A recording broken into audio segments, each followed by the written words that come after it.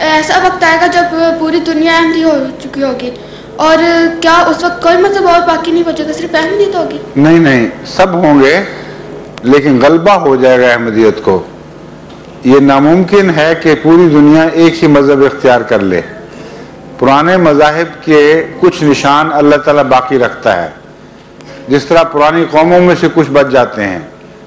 Australia के अभी तक एबोरिजिनीज बचे हुए हैं, रेड इंडियंस हैं, मायाज हैं, मुख्तलिफ कौमें हैं, उनके नुमाइंदे मौजूद हैं।